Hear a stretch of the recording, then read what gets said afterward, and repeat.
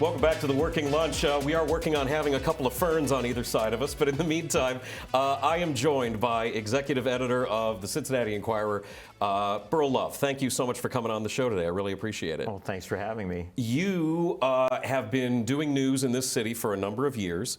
You like 20 some odd years of news, but you know, in looking up things about you and trying to learn about your youth and your upbringing, it wasn't always journalism for you when you were a kid. You weren't necessarily geared in on being a reporter, right? That's not what you went to college for? Not really, yeah. I mean, I didn't know what I wanted to do. And, you know, if you're a good student in high school, especially if you did okay with math, people talk about, you know, engineering or things like that. And I had floated the idea about journalism with my dad, my family, and they're like, "Oh no, you're too smart to be a journalist." No kidding. And you know, they didn't mean it to be that, you know, degrading, but. So I didn't know what I wanted to do. I actually got accepted into the College of Engineering at UC, and I remember it was the second semester I knew I was with the wrong crowd of people because it was right before winter break, and we were in a class called Mechanics for Engineering. Okay. And the instructor gave us a over the break assignment to do. It was 12 equations with 12 unknowns, and I just looked at it. And I was like, oh, this is terrible. I don't even know where to begin with this thing. This is like your Goodwill Hunting moment where you need the janitor to come in and do it for you. Exactly. And so I walk out with some friends that were in the class with me, and they were so excited to get started on this problem. They literally like dropped their books on the hallway floor.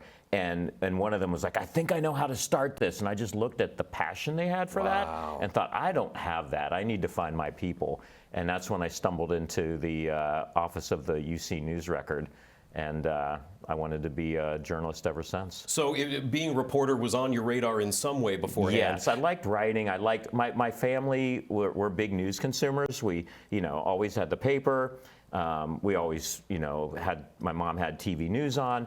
My mom came to this country from Greece, and my uncle in Greece would send her news magazines from Greece in the mail. So we just, you know, kind of as a family, were into the news. And I remember, you know, reading the Enquirer as a kid, as a high school student, and connecting with the columnists. I was fascinated with Jim Borgman, that someone actually, you know, made a career of cartooning. And when I first worked at the Enquirer and got to meet him, it was like meeting a hero, like meeting, you know, someone bigger than life. You've worked with some real greats there at the paper, between Borgman and Howard Wilkinson's reporting for all those years. Jim Knippenberg, you know, Cliff Radel. Lots of folks. I call it my first tour of duty at the Enquirer. Yeah. Because I worked at a smaller paper right out of college, had the opportunity to come back, you know, and work for my hometown paper, which, you know, dream come true. Sure. And but then, you know, I've been with the parent company since the late '90s, and had the opportunity to, you know, to do journalism in different cities, in Washington at USA Today. But yeah, that first tour of duty at the Enquirer, there were still some of those legends that I grew up reading. Yeah. One of my favorite stories about Borgman is I was stressing over, like, when I finally get to meet him, you know, I need to say something clever, you know, so I was like kind of rehearsing. Yeah. And he had won the Pulitzer by then, so he had a corner office converted to his studio, and he rarely came out. You know, he would, with his, you know, old school ink, draw political cartoons in there. And he came out one evening and was walking towards my desk, and I thought, oh, he wants to meet the new guy now. Here's my moment. Here's my moment. And he looked at me. Obviously, he was, you know, the stress of deadlines and everything like that. He said, hey, I ordered some La Rosas. The delivery guy's going to be there. Can you just let him in? And then he walked back into his studio. And I was like, but we later became friends. And he actually... Well, did you help him get the pizza? Yeah, I did, of course. Of course I did. Later on, when I left the Enquirer with my first chance to be a top editor, he actually did a farewell cartoon for me. Oh, that's which nice. I was like, oh my gosh, Jim Borgman drew me. That's amazing. I have lived a full life. Yeah. So, I mean, talking about working with those guys on your first tour and seeing these people who were, you know, so well known in the city for setting setting the tone, setting the conversation, deciding and talking about what's happening in the city. And now for your role as executive editor of the paper, you're the top guy, right? Everything in theory comes through you and deciding what you've got a strategic vision that you've laid out for what the paper is and what the conversation is. What's that like for you now to be sort of on that other side of things? Well, I probably couldn't articulate it at the time, but I think what drew me in was the connection I felt to them and and how they connected the community. And that's really what we still do today. I like that people call us the paper. I think no one else can say that legitimately. It's such a small part of how we reach audience these days. But the mission is the same. Sure. It's local journalism, it's keeping people informed, and it's making those community connections.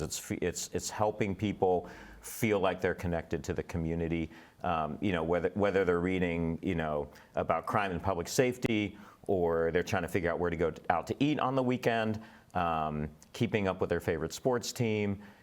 All of that is still the mission that we do, just in a very different way than when I got into the business. Yeah, I mean, it's a really big responsibility to sort of balance wanting to tell stories that people should hear versus what people want to hear. In my time in radio working in news, I thought a lot about the idea of pizza and ice cream versus eating your vegetables. Right, yeah. And if you spend all your time eating pizza and ice cream, you're going to throw a bit of a fit when you get a bowl of broccoli put in front of you.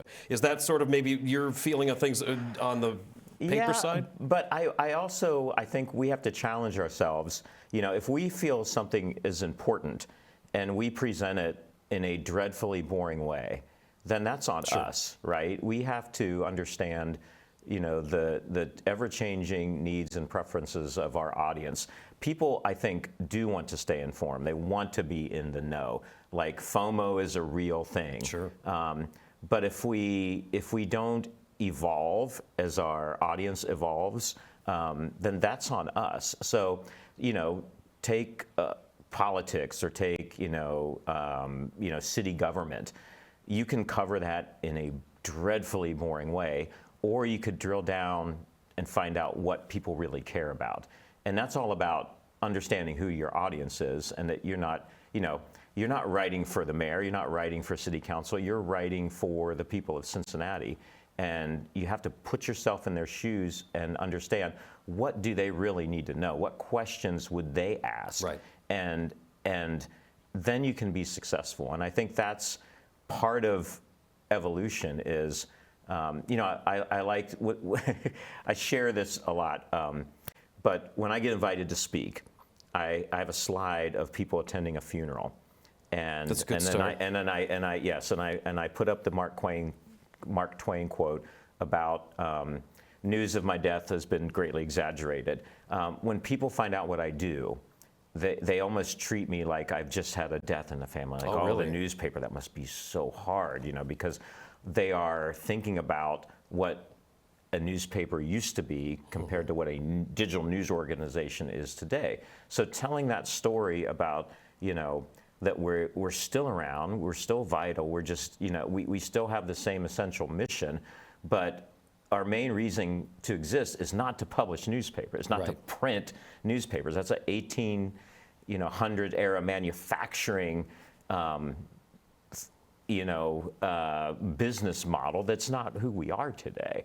And so it's fun to engage people in that way, but it just goes back to, shame on us if we hold on to, what we used to be instead of what the community needs from us today. Yeah, I mean, the idea of, and certainly the Enquirer has had to evolve. The evolution began before you were in the position that you're in now, but it's an ever-changing thing. Obviously, the advent of the internet and people wanting to get just endless information for free is, that's... free is a terrible business model. It's not good. It's not good. It's not good if you're talking about trying to hire quality people that will go to those dreadful council meetings and take notes and try to find the one thing that's going to matter to folks and then write about it in a way that relates to them. Hey, this is going to affect you in the street that you live on. That takes some capital. It takes some expertise. I think that's the value proposition we still have. There are a lot of content creators in the journalism space. We're creating content right now. Look at all this content we're creating. Happy to have you here. There's a voracious appetite for content, right? But there are few people in that space that have the sources, the training, the support network to ask the tough questions, to get into public record request and accountability journalism, and all the things that are protected by the First Amendment. That I feel it's our time. This cohort of journalists that we have assembled at the Enquirer. It's our time to live up to that responsibility. And it's exciting. It's what motivates me to be part of this group that is thriving, not just surviving in the local journalism space in an industry that's been, turned upside down. Yeah, looking over at the Enquirer's website and the number of folks on the staff, whether they're reporters or columnists or whomever, I was really struck by, because I've never really taken the time to look at the staff, what a variety of people are working there. It's not just, I know that the paper gets pigeonholed as legacy media and being sort of forced into this maybe old head kind of category, but you have a wide variety of people working for the paper from a variety of backgrounds that are covering all sorts of things. Keith Pandolfi's, you're doing the restaurant scene, and I know that gets a ton of response online. Trending news topics, still investigative pieces, regular columns. You guys have a really wide breadth of staff that's telling the story of this city. What used to be the tempo desk back in the day, when I mentioned Jim Nippenberg, it's not all that different from what our trending news team does today. That kind of ear to the ground, what's buzzing, what are people talking about. I challenge that team to represent what real people are talking about every day. And if there's not anything compelling in the conversation, then find something like to spark that conversation. But you're right, people have this impression of what a newspaper reporter might look like, or what a newspaper reporter might look like. Yeah, they got a gray suit and a fedora. Right, yeah, or Lou Grant, or Jonah Jameson from Spider-Man. Is that Spider-Man? That's Spider-Man. Perry White from Superman, People are surprised when they meet me for the first time. They're like, "Oh, what do you do for the paper?" You're the rock and roll reporter, right? Yeah, exactly. Something like that, right? When I tell them I'm the editor, they're like, "Oh, but yes, it's super important that a newsroom reflect the community, right? It's just you can't do what we do and not have a staff that reflects the makeup of the community. And when people meet our staff now, they are surprised by that, especially the youth. Like, why would anyone young want to go work for the paper, right? Well, we're also, we're a fully digitally integrated company right now, and part of that means we have to be where the audience is, and that includes social media. So, when you talked about ice cream versus spinach in terms of news, we have tackled some serious topics such as, enhanced enforcement by ICE on TikTok, and not in a cringy way. Like, we have the makeup of the staff that, that's where they live.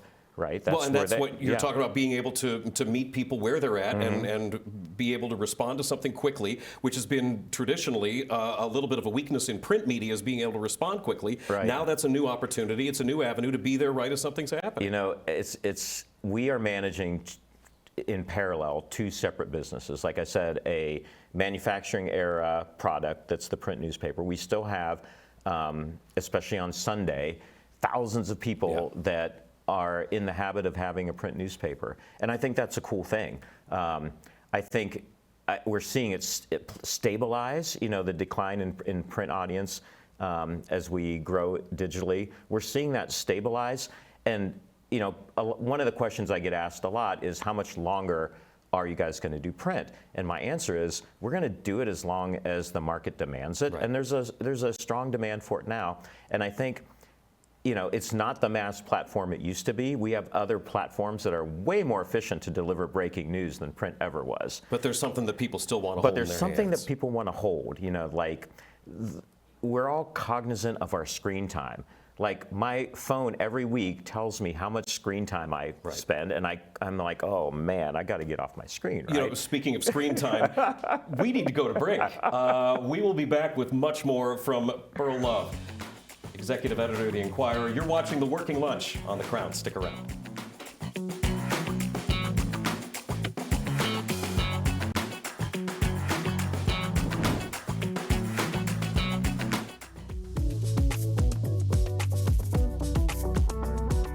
Boy, I do love that drone shot right there. I think that's Covington, and I love that shot a lot. Welcome back to The Working Lunch. I'm Jack Crumley. I'm joined by Beryl Love, the executive editor at the Cincinnati Enquirer. But also, you've got a whole other position as the regional vice president of news for a whole region of the Midwest under USA Today. That is true. I do have some corporate responsibilities.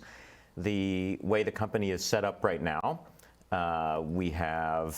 we don't have like a lot of news executives that don't have their own newsrooms that they're also operating. And so I have the opportunity to work with editors, for example, the Indy Star and the Columbus Dispatch, which is super rewarding for me at this point in my career. Yeah. To coach and to challenge and to, together, I don't have all the answers, so it's great to be able to work with other newsroom leaders to test different ideas out and, complain about angry readers who, call us out, and it's just like a great support network too. But yeah, it's something a lot of people don't realize is when you are going to Cincinnati.com or accessing the Enquirer online, you also are connected to the entire USA Today network, which is the flagship, the national brand USA Today. I work for the USA Today company, and about 200 markets that we're in across the country. So it's a great company. It's not the only way to do journalism, scaling it across a big company, but it's been good to me, and I think that one of the things that I look at is what are the other ways too? So we've had nonprofits pop up. This organization, for example, it's just I get asked about, are you worried about that competition? And I say, look, we need more journalists. Having more journalists gainfully employed is a good thing for our community. So well, and because that's something that you got into. You wrote an editorial not too terribly long ago talking about the sort of rise of news influencers online, on social media, things like TikTok specifically, the scrolling video sites. And your angle on that was what you basically just said here. The more people we have talking about things that are going on, the better. And then also introducing the idea of let's talk about what accountability looks like and what responsibility looks like in this whole sort of universe. So yeah, one of the things we did is the Enquirer did I call it a reader engagement project, basically to get people involved in talking, and asked our audience to help us select the top content creators in Cincinnati. And we did it 2 years now. And that's how I got to meet the guy behind Hood News, Hilarious Scales, yes. And my 20-year-old was, I got some credibility. He's like, you know that guy? I was like, of course I do, because that's where he's getting his news, right? Sure. But yeah, I think, it's an interesting time to be alive, because anyone, with a smartphone and a personality and maybe a police scanner can go out and do a news broadcast, right? So what I wrote about was, I think this is a legitimate form of grassroots journalism, but I think people need to understand the difference, right? An example I can give you from this week is that a one-man show, a blogger in Columbus, got arrested and spent a night in jail because he sent a questionable image of Shrek, let's say showing all of Shrek, the parts of Shrek we don't want to see. This feels like a very 21st century crime to commit. That's right. to a state representative. Okay. Who viewed that as harassment. Okay. And the standards of the Cincinnati Enquirer, none of our journalists would do that, right? And so, yes, this gentleman, some people think, well, he speaks the truth because he's not part of corporate journalism. He's unencumbered. Well, he's also sometimes not acting professionally and compromising his, I would say, his integrity by having an agenda, right? When people ask me, do your journalists have an agenda? I say, yes, we absolutely do. It's not the right, it's not the left, it's the truth. Seeking the truth. Are we biased? Absolutely. We're human beings. Human beings. You know, if any reporter, journalist tells you that they are not biased, they're lying, okay? Because we all have that bias. What we have, though, is training, a code of ethics to try to mitigate that and try to make sure that our reports are balanced, and you know, and balance looks different to different people. One of the things we were talking about why we weren't broadcasting is that it's very hard to do journalism in a climate where we are so politically polarized, and in a climate where, because of the way digital works, with algorithms and social media platforms feeding you what you want, you can find yourself in a bubble of like-mindedness.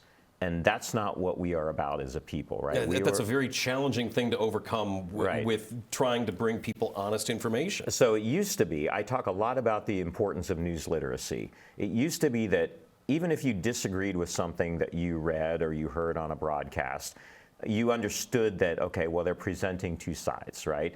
And it's good for me to hear two sides. Now the way we are wired now, we collectively, is that if you're feeding me something that's against my worldview, that's fake news. I don't want to hear it. I'm just going to surround myself with things that that validate me. We've lost that serendipity in the news experience, and so it's hard to. I think it's the good fight that it used to be. We had a tolerance, which we don't anymore, and I think that's rather frightening for us, from a society and from the way our country works. And I'm hoping, because I think things swing back and forth, I'm hoping that we start to get wise to this and say, okay, it's a bad thing for me to surround myself with people who think just like me. I need to open myself up, and that's what platforms like the Enquirer have always done. Going back to what we said earlier, connecting people, celebrating what unites us, and then addressing the challenges that might separate us in a civil way. And even outside of the polarized potential response that any given thing can have, at the end of the day, if you're talking about storytelling, just sort of the very human element of telling a story about someone living in a community around here, whether they're doing something good for people, facing a challenge in some way. There is such a human element to telling the story, and people that are working for the paper, people are working in news are storytellers. They want to convey something to someone. That's shared humanity. I've always had very strong feelings about storytelling as a way to unite people. That's right. I'm sorry. I'm getting a little philosophical here in the chair, but it's a deep topic, right? When I took this job, I thought to myself, this will be nice, because I had worked at USA Today. Part of my responsibilities when I was an editor there was covering the 2016 election. I was at both national conventions. I started to see, the polarization at its best. And I thought, okay, when I have the opportunity to come back to Cincinnati and focus on local journalism, that'll be a breath of fresh air. I have watched that polarization seep into local politics, even at the school board level. I think it was fascinating that some of the issues coming out of the pandemic, masking policies, and privacy issues, and even cultural issues, culture war issues played out on school boards. So I feel like it kind of followed me back home a little bit. But like I said earlier, I think that that the issue of news literacy, if we address it right, is going to be one of the things that help us sort of like break this polarization a little bit. It's not okay that you have your own separate facts as your political opponent. You know, we have to agree what the facts are, and I think that's what we've always tried to do. Well, and again, that gets back to the idea of trying to understand, meeting people where they're at, and making them feel as though that their voice is, that they are being heard in some way, that there is a sense of connection on that. You have been at the paper for a number of years. What would you say has been the most challenging local story that you guys have produced? So there was that big piece you did a few years ago with the heroin expose. Yeah. That won a Pulitzer. That was, I think, a little bit before you came back. Yeah, that was right when I came back. In your time coming back since 2018, what would you say has been the most, the biggest story, the most challenging local story that you've been at the helm for? You know, I would say without a doubt, I think the community, you know, we reflect what the community's struggling with. And I think the problem with violence tied to poverty, especially in the city, but we see it elsewhere, I think is our biggest challenge right now. It's what divides us. It becomes fodder for, you know, nasty politics, and we don't really talk as much as we should about the impact on our young people, you know, especially those that, you know, when I was a kid in high school and two people were beefing, there might be a fight in the hallway or behind the school afterwards with fists, right? Right. Today, with the prevalence of firearms, these beefs get settled, you know, in more fatal ways.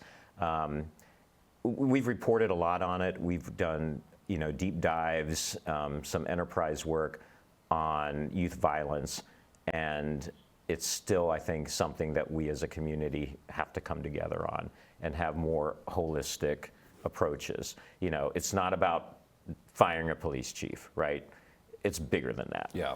I think that's the biggest challenge as far as a story and an issue our community is facing, and one that's difficult to report on because people have such strong feelings about it. Right. That's been one of the biggest challenges. Well, yeah, it's a complex issue, which means it's not a simple solution, and people really sort of crave simplicity a lot. You want to be able to hear something, put it in a box, and put it on the shelf, and then move on, and things can be a lot more complicated than that. Beryl Love, thank you very much for being a guest here on The Working Lunch. Executive Editor of the Enquirer, Regional Vice President for USA Today. We got to take a break. That's all the time we've got. We'll be back with more Working Lunch coming up after this. Stick around. You're watching The Crown.